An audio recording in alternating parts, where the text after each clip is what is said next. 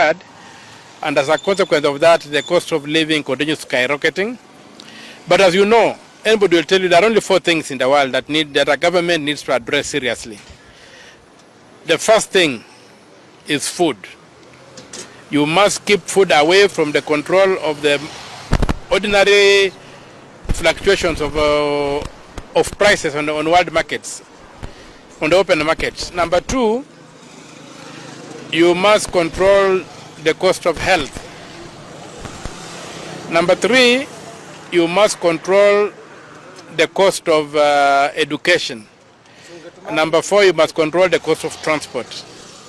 And if you look at our government, all those sectors, it has done nothing to intervene. So if the government was to intervene and makes those sectors no-go areas for cartels and do no-gooders and the thieves, this country would not be going through the mess it is going through. Somebody will be very comfortable living on the street and sleeping on rough on the street, but having food in his stomach and being able to be treated when he is sick. It doesn't require a house over food. It doesn't require shelter over health. It doesn't require shelter over education. And it needs to move around. So our government has literally failed to address the key areas, and there are 4. Food, health, education, and transport. Those 4 areas have failed. Those are the 4 areas that burden the citizen most. So you need a government that can take political action to address those issues and see how it can cushion the ordinary person from the vagrancies of those commodities, or the effects of those commodities on their lives. But when I look at it, I don't see it in President William Ruto, especially now that he has surrendered his mind to the mind of the IMF and the World Bank. IMF and the World Bank have just one purpose: to create client states. And if you look at the policies that have been rolled out by the Kenya Kwanza government, they are largely designed to make Kenya a client state, to put Kenya on its knees so that you can keep on moving around with a beggar's ball. Production in Kenya has become too expensive. So everything is going to shrink, the economy is going to collapse, and we shall begin begging all over the world. And we shall be a perfect client state for the West. So William Ruto, I think, is empty. This head is empty in terms of what are the existential threats that face the black people, that face Africans. He swallowed the issues of the white man, the way they are packaged. He doesn't understand crony capitalism, how it works. So he has now become an agent of the West to destroy an African state. And some of the things he is doing are bordering on treason. They are treasonable, and maybe going down the line he might be impeached if he doesn't change course and begin understanding what Article 1 says, that the people of Kenya are sovereign.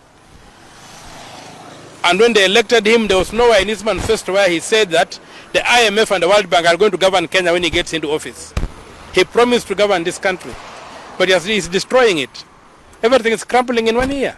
It's not acceptable. So he needs to shape up, or he might get impeached down the line. I don't think his MPs will die with him.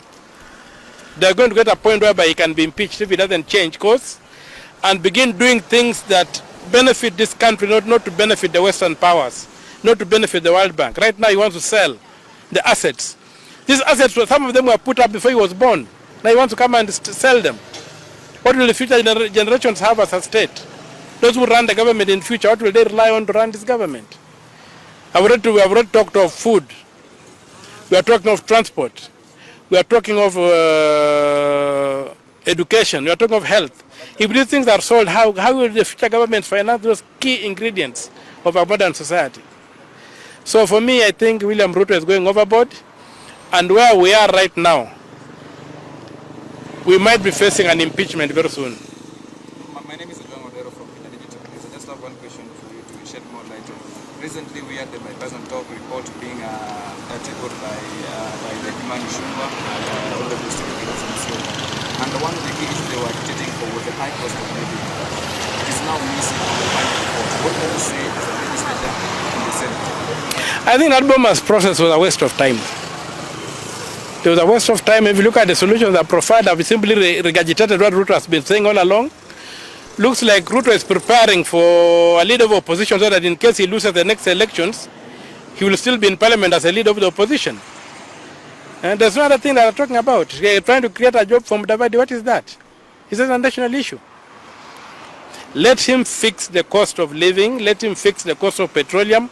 Let him remove the taxes that are driving this country crazy. Let him trim down on the cost of running government, and the people will thrive. Let them allow people to produce. But as I've said, what he's doing is going to lead to an impeachment. He has allowed the International Monetary Fund and the World Bank to capture this country. And I don't think that is something we can live with for very long.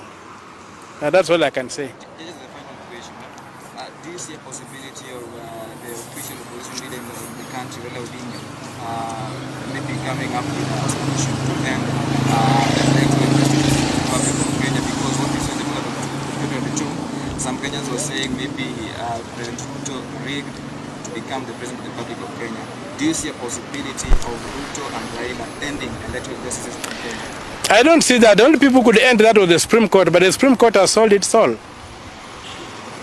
Look at what they've done to the electoral system. They even manufactured something called spoiled ballots. When the Constitution does not allow for spoiled ballots, because the Constitution anticipates a digital election, not a manual election. Let us go digital. Let us go the Brazilian way, and we shall resolve all these things. Anybody who wins will be known automatically. Anybody who loses will be known automatically. But the Supreme Court went to bed with those who don't want a digital election in this country. And that's why the mess is. It's not Raila to fix. It's the Supreme Court to get its act together and accept that the system of election that we have under the Constitution of Kenya, which can give us a simple, accurate and verifiable election, is a digital election. And verifiable by who? Verifiable by the voter. I want to be able to vote. I'm given a serial number. When I go home, I go to the computer, to the website of the IBC. I can trace my vote and know that it went to the candidate I voted for. That's the level of verifiability we need. Not all this nonsense the Supreme Court has been putting us through. It has totally messed up the Constitution, and the problem is the Supreme Court, not Raila. Thank you. Just before you go, many Kenyans have been blaming both the senators and members of parliament, especially during the finance bill before it became a finance act. Some of them are saying, where were you when this thing was being passed? What can you say? First of all, the finance act does not come to the Senate. Yes.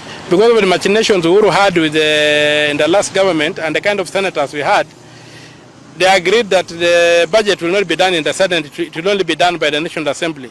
It is something we are fighting to change. But then when you go to the National Assembly, there is something they call the budget office. The budget is brought, it's dumped there, taken the budget office where all manner of things are traded, and then the assembly votes on the report of the budget committee.